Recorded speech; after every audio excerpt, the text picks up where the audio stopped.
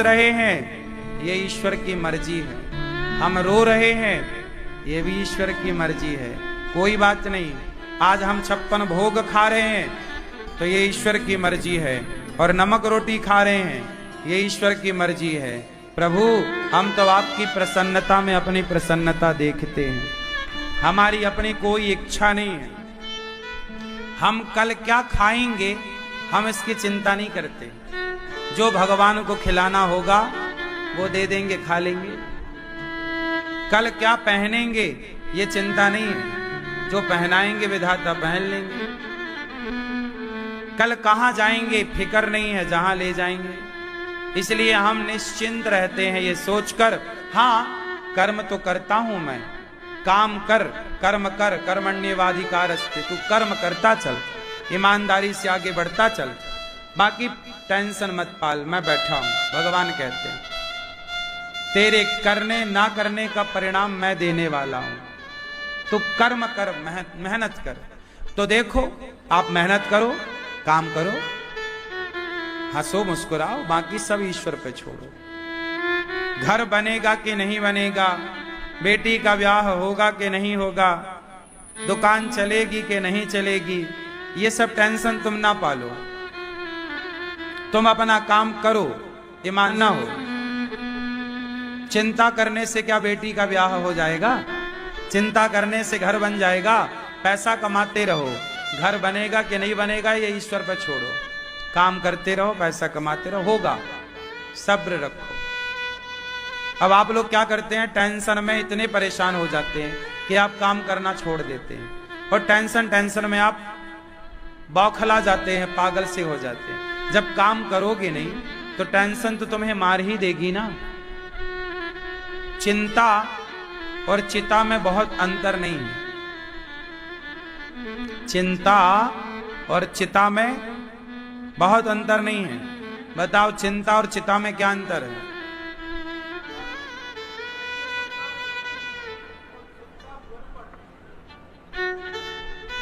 मैया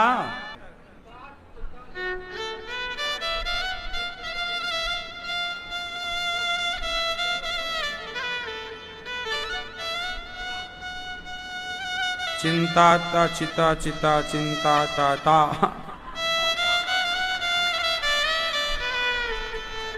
चिंता और चिता में इतना अंतर है कि चिंता जो चिता है वो मुर्दे को जलाती है, चिता मुर्दे को जलाकर राख करती है, और चिंता चलते फिरते जिंदा इंसान को जलाकर खाक कर देती है।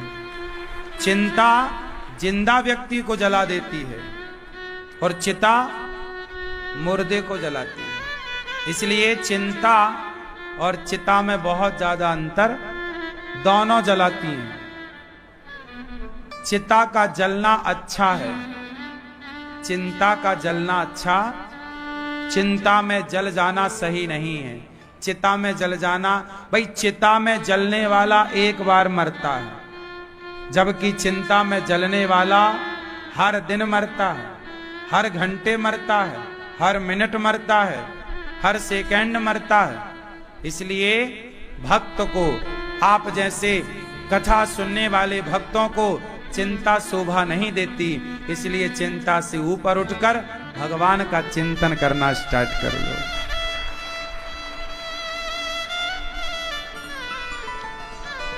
यशोदा माँ ने कन्हैया को बांधा। नंद बाबा के आंगन में 2 वृक्ष लगे थे, यमलार्जुन के। कौन से वृक्ष लगे थे? अर्जुन के वृक्ष। अर्जुन की छाल का काढ़ा आपने पिया होगा कोरोना काल में। वही अर्जुन के पेड़, गांव की भाषा में अर्जुन के पेड़ को कौहा कहते हैं। कौहा का पेड़। क्यों कौहा समझते हैं? कौहा कितने लोग समझते हैं? कौहा का पेड़ समझते हैं ना? पहले हमारे गांव में बहुत कौहा हुआ करते थे, बहुत बड़ा होता है कौहा, बहुत मजबूत होता है। नदियों के किनारे किनारे खूब सारे कौहा हुआ करते थे। तो अर्जुन के पेड़ लगे थे 2, नंद बाबा के आंगन में। मैया यशोदा ने जब उखल से बांधा कन्हैया को, तो उखल को टेढ़ा किया और दोनों पेड़ों के बीच से भगवान निकले और जरा धक्का मारा तो दो वृक्ष धड़ाम से गिर गए। दो वृक्षों से दो पुरुष आए, स्तुति करने लगे और उन्होंने कहा, वाणी गुणानुकथने श्रवणौ कथायां हस्तौ च कर्मसु मनस्तव पादयोर्नः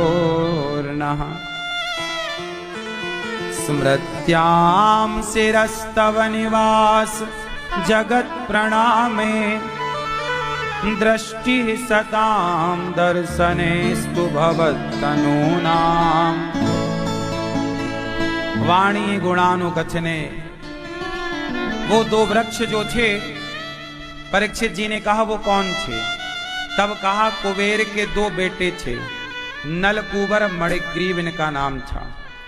एक बार नलकूबर मणिग्रीव एक सरोवर में देवांगनाओं के संग नहा रहे थे। तभी नारद जी आए, तो नारद जी को देखकर उन स्त्रियों ने तो कपड़े पहन लिए, पर कुबेर के बेटा होने से, बड़े बाप की औलाद होने से नलकूबर मणिग्रीव को बड़ा घमंड था। तो नारद जी को देखकर ना तो इन्होंने कपड़े पहने, यूं ही निर्वस्त्र खड़े रहे और ना तो संत जी को प्रणाम किया। तो नारद जी ने श्राप दे दिया कि तुम संतों को देखकर वृक्षों की तरह खड़े हो, प्रणाम करना भी नहीं जानते, जाओ तुम वृक्ष हो जाओ। चरणों में गिर पड़े नलकूबर महाराज, क्षमा क्षमा। तो भगवान बोले, अच्छा तुमने क्षमा मांगी तो मेरा श्राप मिथ्या तो नहीं होगा, लेकिन तुम नंद बाबा के आंगन में तुम वृक्ष बनोगे और भगवान श्री कृष्ण के द्वारा तुम्हारा उद्धार होगा। तो वही कुबेर के पुत्र नलकूबर मणिग्रीव वृक्ष बने। और आज देखो, जब भी कोई संत निकले, संतों का दर्शन हो, तो कोई भी संत हो, नेक प्रणाम जरूर करना चाहिए, थोड़ा झुकना चाहिए। अकड़ना अच्छा नहीं है, झुकता वही है जिसमें जान होती है, अकड़ खास मुर्दे की पहचान होती है। थोड़ा नम्र बनो और संतों को देखकर, माता पिता को देखकर, थोड़ा कहीं भी आपके पिता खड़े दिख जाएं, थोड़ा झुक जा पिताजी को, दूर से प्रणाम। सवेरे शाम तो चरणों में माथा रखकर प्रणाम करना चाहिए माता पिता को, पर माता पिता दिख जाएं तो बार बार दूर से यूं झुक करके थोड़ा प्रणाम करते रहना चाहिए। मतलब माँ बाप के आगे, गुरुजनों के आगे। अब देखो, आजकल प्रणाम करने का तरीका बिल्कुल गलत हो गया है। आजकल अपने माँ बाप को तो कोई प्रणाम कम लोग ही कर रहे हैं। माँ बाप को घुटनों को प्रणाम कर रहे हैं आजकल, चरण कोई नहीं छू रहा है। लेकिन गुरु जी कहीं दिख जाएं तो, एक दिन हम जा रहे, अब देखो यहां से हम उस तरफ जाते हैं गौरी गोपाल की तरफ, तो सड़क पार करते हैं। 2-3 दिन पहले एक सज्जन आए और वो भैया पता नहीं कहां से आए हो, हम चल रहे हैं, हम देखे भी नहीं उनको, इस तरफ देख रहे थे, चल रहे हैं, और उन्होंने सोचो चलते उन्होंने पांव पकड़ लिया। वो तो अच्छा हुआ पीछे वाले ने पकड़ लिया, नहीं तो हमारे 2-3 दांत टूट जाते चेले के चक्कर में।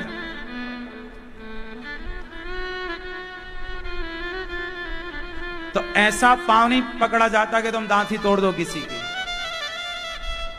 प्रणाम का मतलब है माता पिता को प्रणाम करो, और गुरुजनों को प्रणाम कैसे किया जाए? दूर से, छूने की जरूरत नहीं। आजकल लोग क्या कहते हैं? चरण छूना है, चरण छूना है, छूने की जरूरत ही नहीं। गुरुजनों में श्रद्धा हो और जहां आप हैं वहीं से प्रणाम किया जाए।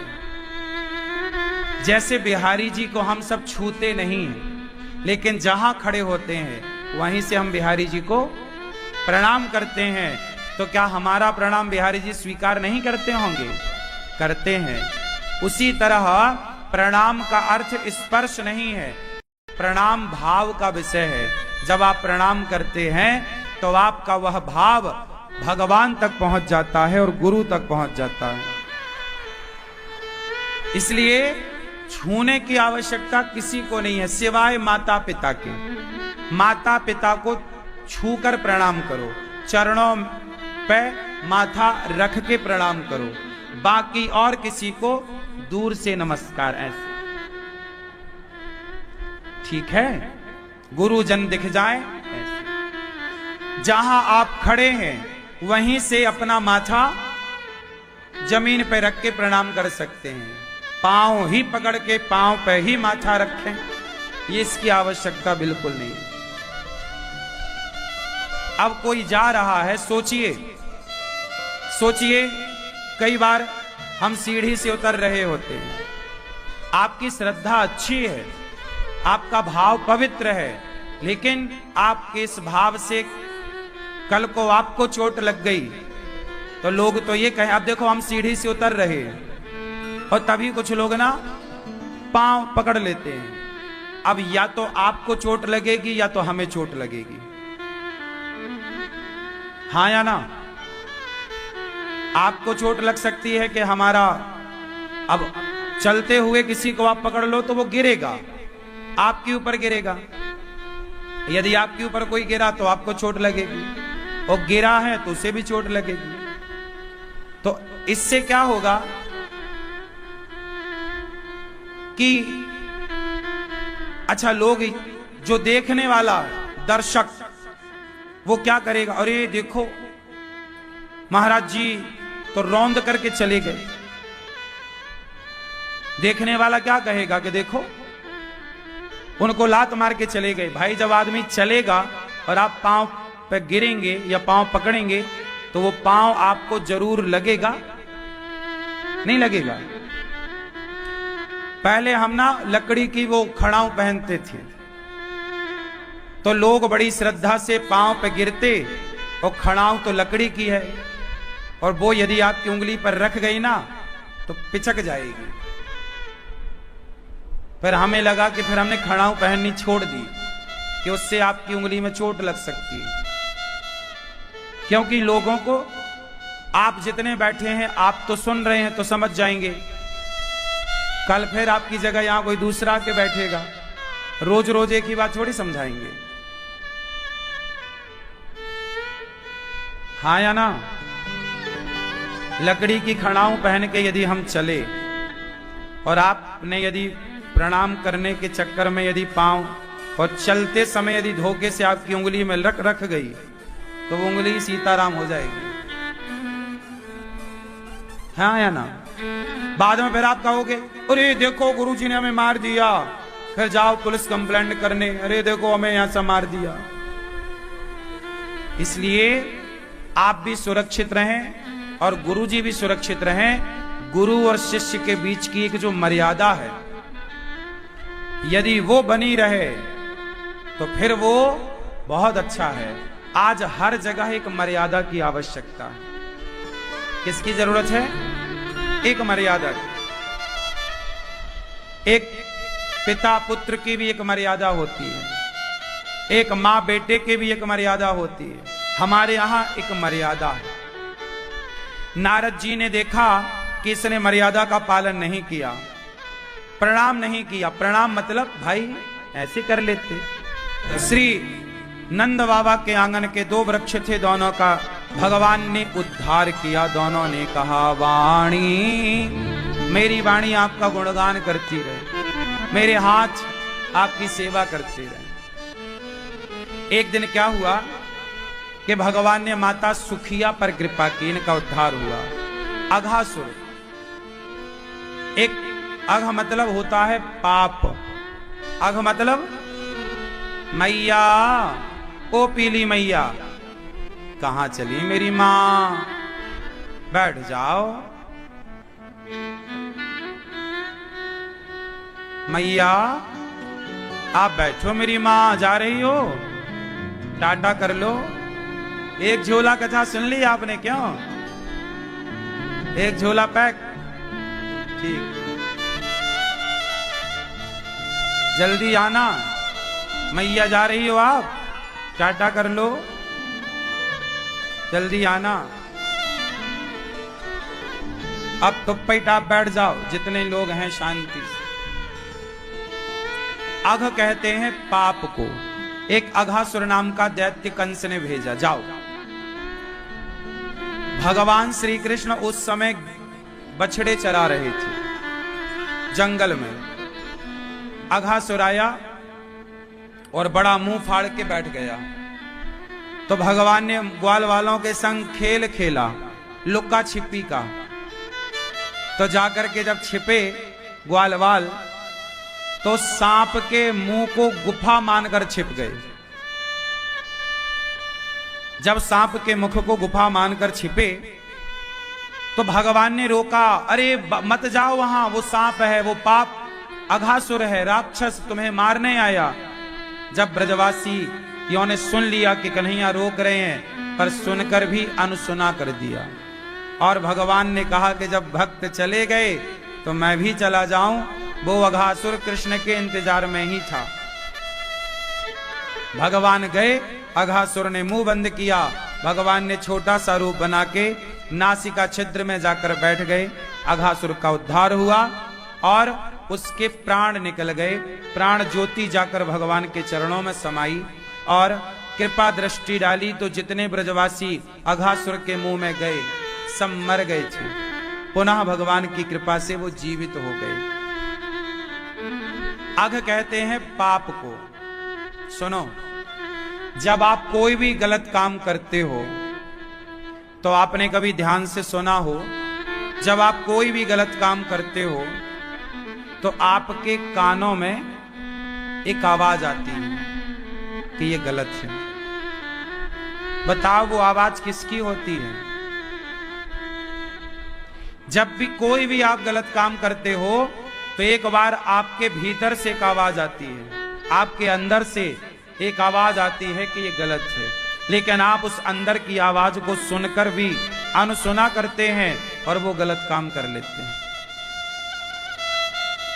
हर शराबी को शराब पीने के पहले एक आवाज आती है कि ये गलत है। हर मांसाहारी को मांस खाने के पहले एक आवाज आती है कि ये गलत है, पर वो सुनी आवाज अनसुना करता है।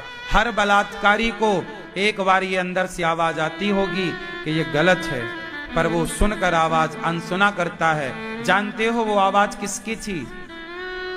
बोलो। वो आवाज होती है जो हम सबके भीतर बैठे भगवान हैं, वो हमें रोकते हैं हर गलत काम से। बेटा मत कर, मत जा, वो गलत है। लेकिन आप उस ईश्वर की आवाज को सुनकर अनसुना कर देते हैं और बाद में कहते हैं कि हमने थोड़ी किया है, सब भगवान की मर्जी से हो रहा है। रोका था ना भगवान ने, क्यों नहीं माने? एक गुरुजी के एक चेला था। सुनो, ध्यान से सुनना एक बात।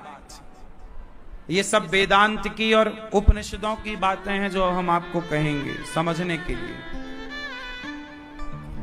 बहुत गहरी और बहुत बड़ी शास्त्रोक्त बातें हैं। एक गुरुजी के एक चेला था। गुरुजी ने कहा, बेटा भगवान सबके रक्षक हैं। याद करना गुरुजी ने क्या क्या कहा। भगवान सबके रक्षक हैं। भगवान सबके, भगवान सबके, भगवान सबके। इतना सेंटेंस चेले ने याद कर लिया। गुरुजी ने दूसरा पाठ याद कराया। पहला पाठ कि भगवान सबके रक्षक हैं। दूसरा पाठ कि सब में भगवान है। सब में, सब में। आज दो पाठ पढ़ाए गुरुजी ने कि सब में भगवान है और सबके रक्षक भगवान। सब में ईश्वर और सबके रक्षक। अब चेला दोनों पाठ याद कर लिया। सबके रक्षक भगवान है, सबके रक्षक भगवान। सब में ईश्वर है, सबके रक्षक भगवान है, सबके रक्षक भगवान, सबके रक्षक। लो भैया, अब चेला दोनों पाठ याद करके नदी से नहा धोकर कमंडल में पानी भरकर नदी का आश्रम जा रहा था गुरुजी के पास कि तभी रास्ते में एक हाथी आया और हाथी उन्मत्त हो गया, भटक गया। कई बार हाथी पागल सा हो जाता है, तो हाथी वो पागल हो गया, जो मिल जाए सबको रौंदता हुआ जाए, सूंड से उठा के पटक दे और पांव रख के मार दे, पागल सा हो गया हाथी। अब जो हाथी के ऊपर महावत बैठा वो चिल्ला रहा, हट जाओ, हटो, यह हाथी पागल हो गया, सब भागो। सब भाग गए, सब दूर दूर भाग गए, कोई पेड़ में चढ़ गया, कोई दूर खड़ा हो गया। लेकिन ये चेला बोले सबके रक्षक भगवान। जब महावत बोला कि भागो तो सब भाग गए, पर ये सड़क में खड़ा रहा चेला। गुरुजी ने कहा है कि सबके रक्षक भगवान। गुरुजी ने पाठ क्या पढ़ाया था कि सबके रक्षक, तो उसने कहा मुझे पूरा विश्वास है कि भगवान मेरी रक्षा जरूर करेंगे।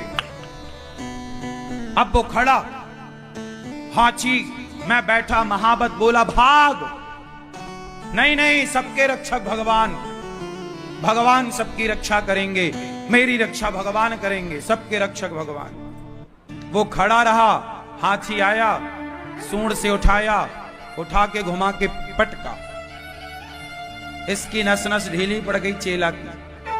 भागा लंगड़ाता हुआ, गुरुजी आपका पाठ गलत है, गुरुजी आपका पाठ गलत है, आपने गलत पढ़ाया। क्या गलत पढ़ाया? आपने बोला सबके रक्षक भगवान है। हाँ हाँ, तो मैंने सही तो बोला कि सबके, नहीं गलत बोला आपने, सबके रक्षक भगवान होते तो आज वो हाथी मुझे उठा के पटकता ना, मैं मरते मरते बचा। आपने तो बोला था भगवान रक्षा करेंगे, तो क्यों नहीं रक्षा की भगवान ने? गुरुजी बोले बेटा, महावत, गुरुजी बोले वो हाथी के ऊपर जो महावत था, वो महावत के रूप में भगवान ही तो थे, जो कह रहे थे भैया भाग जा, ये हाथी पागल हो गया, हट जा। तो तूने भगवान की बात क्यों नहीं सुनी? सबके रक्षक भगवान हैं, तो वो भगवान ही उस महावत के रूप में चिल्ला रहे थे, भाग, हट जा, क्यों नहीं सुनी? और सुन, जब तूने उस महावत रूपी भगवान की बात नहीं सुनी तो हाथी रूपी भगवान ने उठाकर पटक दिया तुझे।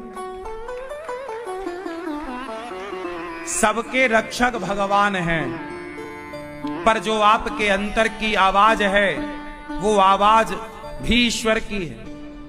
आपने उस आवाज को क्यों नहीं सुना? कोई भी गलत काम करने के पहले एक आवाज आती है, ये गलत है, क्यों नहीं सुना? क्यों नहीं उस आवाज पर काम किया? क्यों गलत किया? वो आवाज ईश्वर की, वो ईश्वर ही तुझे कह रहे थे बेटा गलत है, ना करिए गलत काम। क्यों? अब किया है तो भोगो। हाथी के रूप में तुम्हें लगा, गुरुजी ने कहा था सब में भगवान है, तो उसे लगा ये हाथी भी भगवान है, और जब हाथी भगवान है तो भगवान मुझे क्यों मारेंगे? लेकिन वो भगवान महावत के रूप में ये भी तो कह रहे थे कि हट जा, हट जा। मतलब आप जब गलत करने गए थे तब कोई तो कह रहा था ना कि ये गलत है, वो गलत था, क्यों किया? इसलिए आप किसी की बात मत मानो, मेरी बात भी मत मानो, लेकिन जो आपके अंतःकरण से, आपके हृदय से जो आवाज निकलती है वो ईश्वर की आवाज है, उसे तो मानो, अपनी तो मानो। आज अघासुर का भगवान ने उद्धार किया, सारे ब्रजवासियों को प्राण दान दिया, सारे ब्रजवासियों के संग भगवान दही भात खा रहे हैं। क्या खा रहे हैं? क्या खा रहे हैं? क्या खा रहे हैं? आप दही भात खाते हैं? नहीं खाते।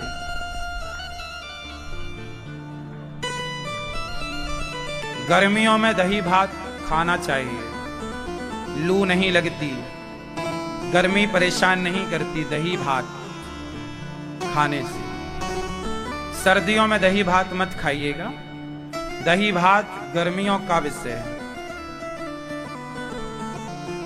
सर्दियों में दूध भात खा सकते हैं। क्या खा सकते हैं? सर्दियों में क्या खाते हैं? दूध भात। और गर्मियों में दही भात। भात समझते हैं? भगवान दही भात खा रहे हैं। मैया भेजी हैं संग में। ग्वाल वाल कोई रोटी अचार लाया, कोई पूड़ी लाया, कोई सब ग्वाल वाल चराते गैया बछड़ा, तो सबकी मैया कुछ ना कुछ उनको भेजती, जा बेटा भूख लगे तो ये खा लेना। आज भगवान दही भात खाए और अपनी उंगलियों में अचार फंसा के रखा। कहीं यहाँ पे मिर्ची का अचार, तो अदरक का अचार, तो आम का अचार, तो है ना, कहीं कोई अचार, नाना प्रकार के अचारों को फंसाए रखा। और एक बार में भगवान सारे अचारों को चाट कर और बढ़िया मस्त कहीं रोटी के संग अचार खाते हैं, कहीं दही भात खाने लगते हैं, कहीं लड्डू पकवान खाने लगते हैं। ऐसे भगवान अपने ग्वाल वालों के संग खा रहे हैं। भगवान के एक मित्र थे मधुमंगल, बड़े गरीब थे। इनसे कहा भगवान ने कि तुम मेरे लिए क्या लाए हो? कुछ नहीं लाया था, गरीब था। मित्र जाओ लेकर आओ। घर गए तो माँ ने कहा बेटा परसों कढ़ी बनी थी, कढ़ी है। कढ़ी माटी के बर्तन में भर के मंगल ले चला। रास्ते में सोचा कि ये बासी कढ़ी कन्हैया को खवाऊंगा, बीमार पड़ जाएंगे। मैया, ओ माँ, क्या हुआ आज आपको? सो रही हो? बुखार आ गया? सो जाओ, सो जाओ अच्छे से। सही बोल रहे हैं, सो जाओ। बुखार है तो सो जाओ।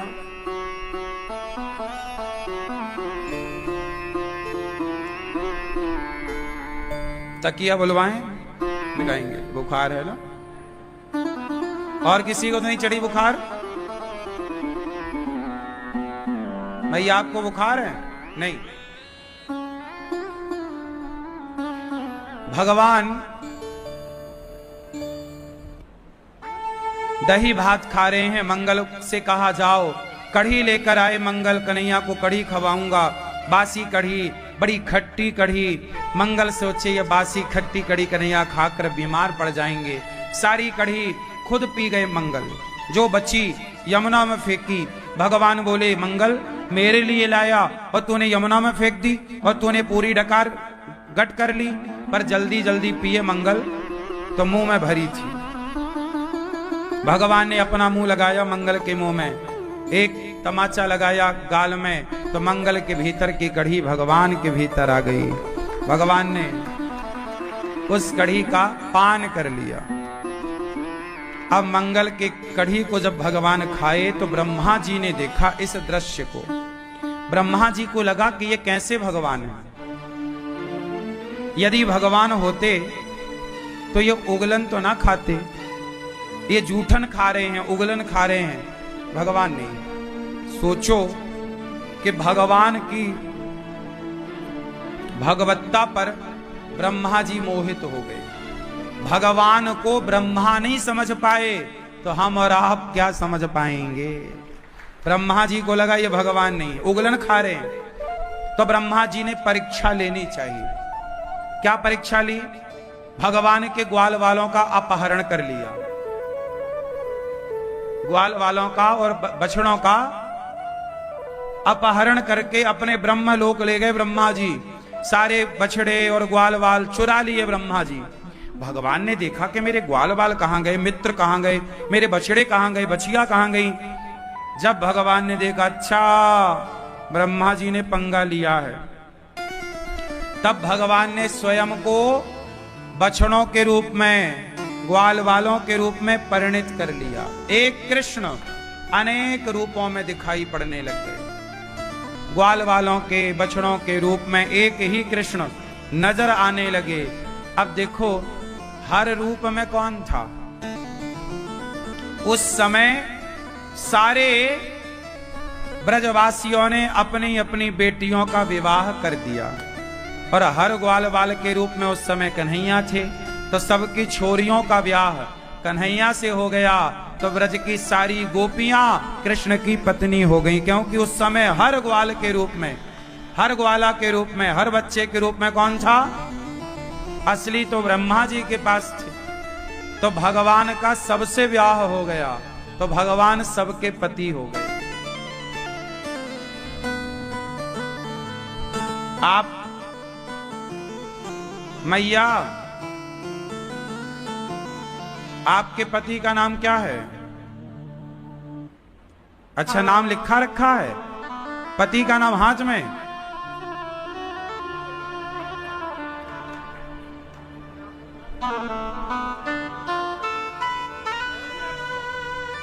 सही है, अच्छा है, मैया ने हाथ में लिखा रखा। कोई पूछे पति का नाम क्या, ये लो। ये अच्छी मैया है।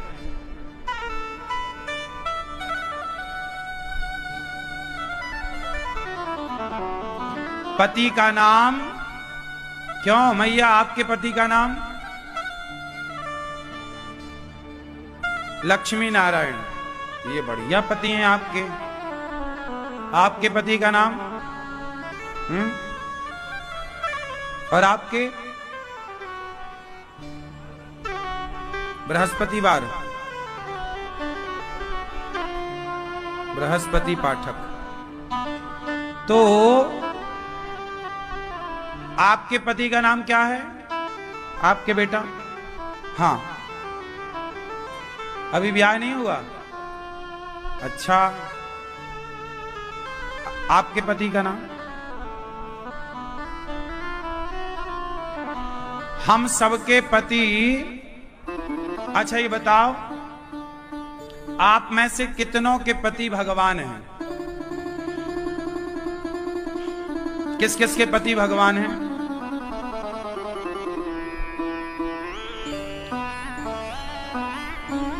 हाँ, किसके पति भगवान हैं? आपके पति भगवान नहीं है? शादी नहीं हुई? बेटा, शादी भले नहीं हुई, पर भगवान ऑलरेडी सबके पति।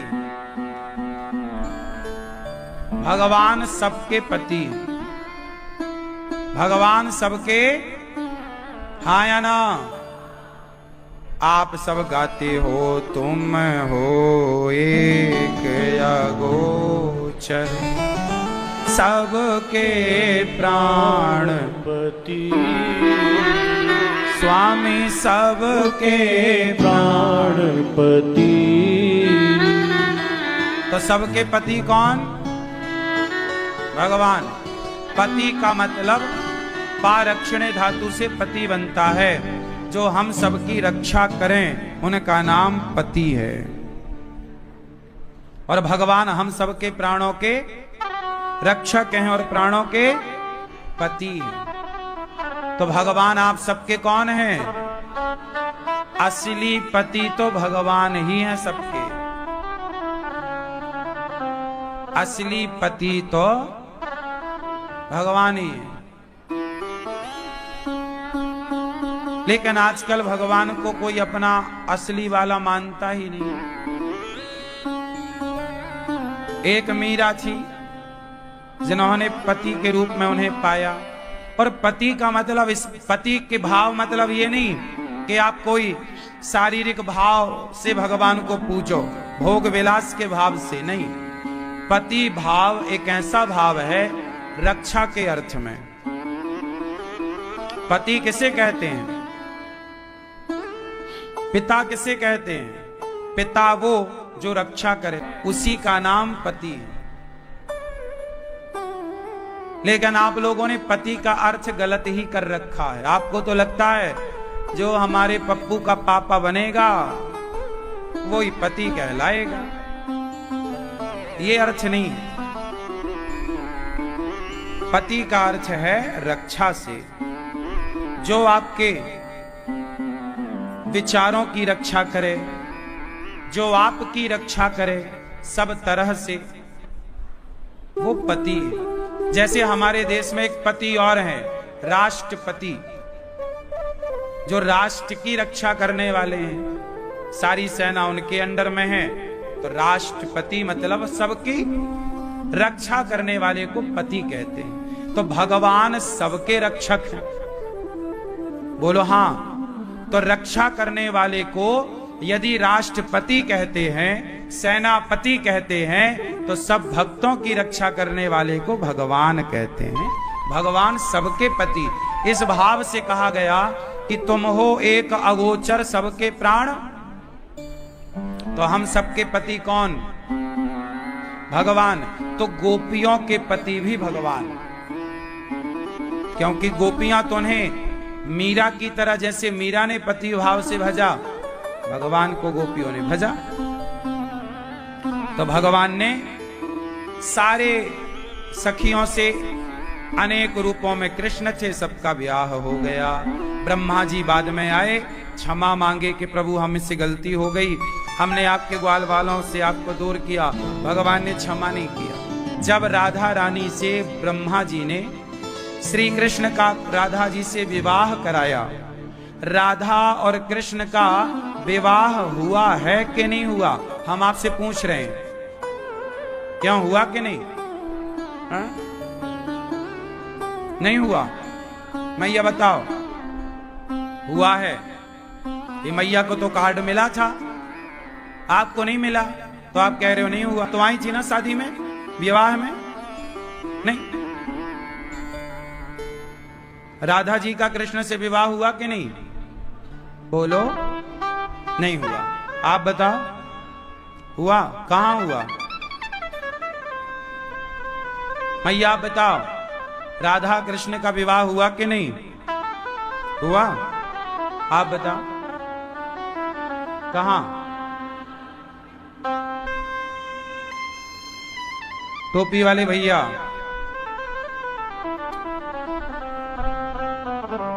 टोपी वाले भैया, राधा कृष्ण का विवाह हुआ कि नहीं? हां, राधा और कृष्ण का विवाह हुआ है। कहां हुआ? भांडीर वट ब्रज 84 कोस में की जगह है, वहां पर ब्रह्मा जी ने कराया है। गर्ग संहिता में यह बात गर्गाचार्य जी लिख रहे हैं। अन्य पुराणों में विवाह का वर्णन है। राधा और कृष्ण का विवाह हुआ है। जो लोग कहते हैं नहीं हुआ, वो लोग या तो जानना नहीं चाहते या तो जानते नहीं। सत्संग करोगे लंबा तो आपको सब पता होगा। राधा और कृष्ण ये पति पत्नी सदा से हैं। तो भगवान श्री कृष्ण का विवाह जब श्री राधा रानी से ब्रह्मा जी ने कराया, तब जाके भगवान ने ब्रह्मा जी को क्षमा किया। इसके बाद भगवान सब लीला करते हुए गिरिराज जी को उठाए, फिर स्थापित किया इंद्र को। आज भगवान ने नंद बाबा को वरुण देवता लेकर गए, बाद में वरुण लोक से लेकर आए। आज भगवान ने देखा शरद पूर्णिमा आई, आज सुंदर बांसुरी बजाते हैं श्याम सुंदर। आज रास रचाने का जी कर रहा है गोविंद का। भगवान पिता रात्रि शरदोत्फुल्य मल्लिका वीक्षरन्तुम मनश्चक्रे योग माया मुपाश्रिता। आज भगवान ने यमुना के तट पर सुंदर सी बांसुरी बजाई, सारी गोपियों को बुलाया, आओ। गोपियां काम कर रही थी।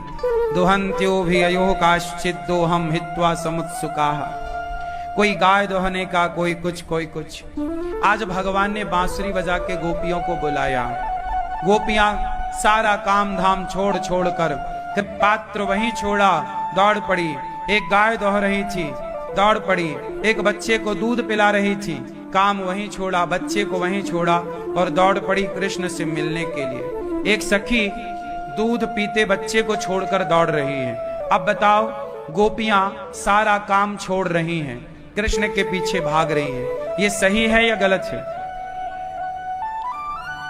कर्म बड़ा है, कर्म बड़ा है कि धर्म बड़ा है? बोलो, कर्म बड़ा कि धर्म बड़ा? बोलो, क्या बड़ा? क्या बड़ा? टोपी वाले भैया, कर्म की धर्म? कर्म, आप बताइए, कर्म बड़ा कि धर्म बड़ा? कर्म बड़ा कि धर्म बड़ा? ये बताएंगे तीनों भैया, पीले सफेद। हाँ, कर्म। ये आपके बगल वाले से पूछो, दादाजी से, कर्म कि धर्म, क्या बड़ा? बोलो, पीले भैया, आप बताओ, क्या बड़ा? कर्म और धर्म। जो कर्म धर्म से भरा होगा, कर्म, रावण ने सीता मां को चुराया, उसने कर्म ही किया, लेकिन उसके कर्म में धर्म नहीं था। क्या किसी की पत्नी को चुराना धर्म था?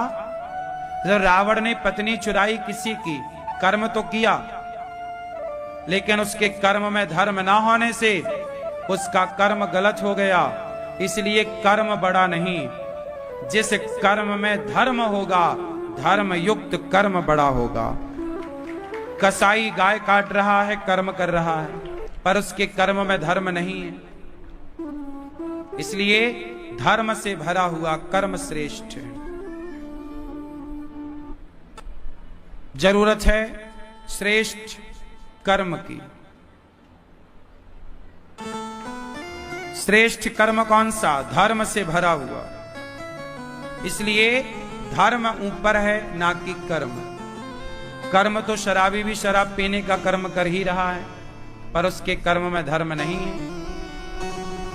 गोपियां सारा काम कर्म छोड़ती हैं धर्म के लिए, क्योंकि कृष्ण ही धर्म है, भगवान ही धर्म है, रामो विग्रहवान धर्मा। सब छोड़ दिया गोपियों ने, दौड़ पड़ी कृष्ण की तरफ। कृष्ण कृष्ण। सारी गोपियां जब आईं, तब भगवान ने कहा, पति कैसा भी हो, देवियों तुम यहां क्यों आई हो? स्वागतम वो महाभागाः प्रियम किम करवाणि वह ब्रजस्यानामयम् कच्चित् ब्रूतागमन कारणम। आने का कारण बताओ, आपका बहुत बहुत स्वागत है, क्यों आई हो? गोपियों ने कहा कि आपने बुलाया, बांसुरी बजाई, हम चली आई। भगवान बोले, हम बांसुरी तो बजा रहे थे, आप क्यों चली आई? आ गई हो तो जाओ। गोपियां बोली, श्याम सुंदर अब जा नहीं सकती आपको छोड़कर। भगवान ने यहां समझाया कि आप अपने पति को छोड़कर आई हो, परिवार छोड़कर आई हो, ये सही नहीं है, जाओ। एक स्त्री का धर्म है पति की सेवा करना। धर्म सबके लिए अलग अलग है। स्त्री का धर्म अलग, पुरुष का धर्म अलग, पुत्र का धर्म अलग, पिता का धर्म अलग, राजा का धर्म अलग। स्वरूप भी बदल जाता है। लड़की जब पत्नी बनती है तो उसका स्वरूप बदल जाता है। तो केवल स्वरूप नहीं बदलता, धर्म भी बदल जाता है।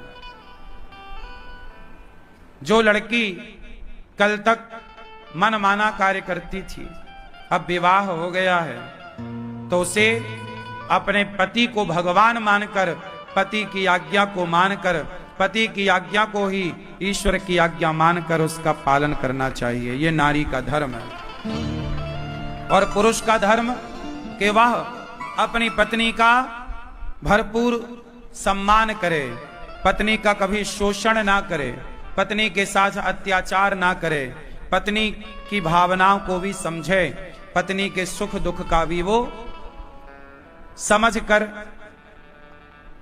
उसके सुख दुख में साथ दे। तो पुरुष का भी एक धर्म है पत्नी के प्रति, एक पत्नी का भी धर्म है पुरुष के प्रति। और इसी धर्म का नाम विवाह होता है, इसी धर्म का नाम पति पत्नी होता है। हमारे यहाँ पत्नी को क्या बोलते हैं? पत्नी, अर्धांगिनी भी कहते हैं, सही कहा। लेकिन कहते हैं धर्म पत्नी, ये मेरी धर्म पत्नी है। लेकिन आजकल के पुरुष धर्म पत्नी कहते ही नहीं, ये मेरी बीवी है, मेरी वाइफ है। पता नहीं तुम अंग्रेज काहे बन रहे हो रे भैया, भारतीय बने रहो। हमारे यहां कोई बीवी नहीं होती। बीवी वाइफ, विदेशों में वाइफ होती है। रोनाल्डो बहुत बड़ा फुटबॉल का प्लेयर है, खिलाड़ी है। उसके बच्चे हैं लगभग 2-3-4 जितने बच्चे हों, उसके बच्चे हैं, लेकिन उसने अभी तक अपनी पत्नी से विवाह नहीं किया। वहां तो लिव इन में ही रहते हैं, रहते रहते बच्चे हो जाते हैं, वहां विवाह करने की जरूरत नहीं। जहां बिना विवाह के आपके बच्चे हों, उस स्त्री को बीवी कहते हैं, उसे वाइफ कहते हैं। तो तुम अपनी को काहे वाइफ कह रहे हो? तुमने तो विवाह किया है। जो विवाह नहीं किए और फिर बिना विवाह के बच्चे पैदा कर रहे हैं, उस स्त्री को तो कहा जाता है बीवी, वाइफ।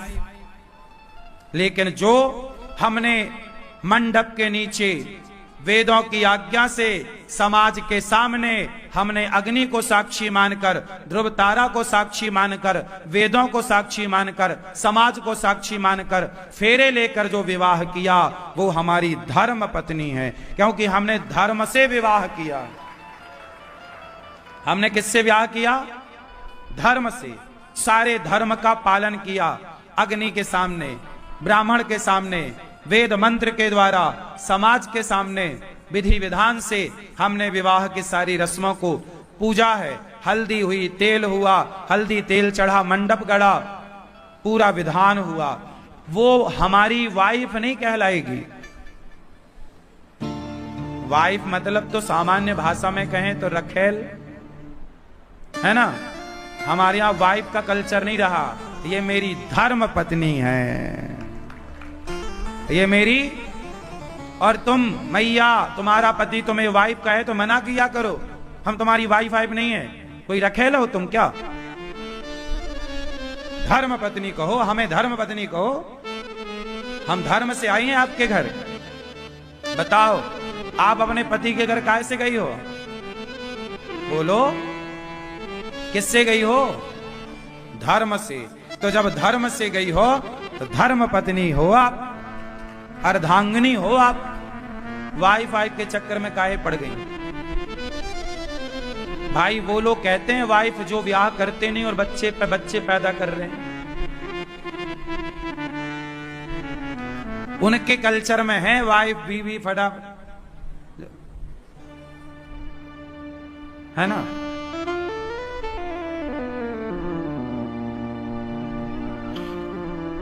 हमारे यहां जैसे आजकल लड़कियों को मैडम, मैडम सुनिए, मैडम, मैडम नहीं, हमारे यहां क्या बोला जाता है?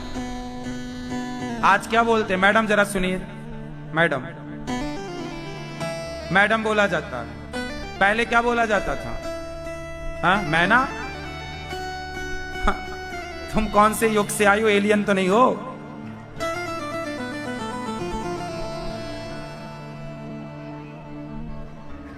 मैना,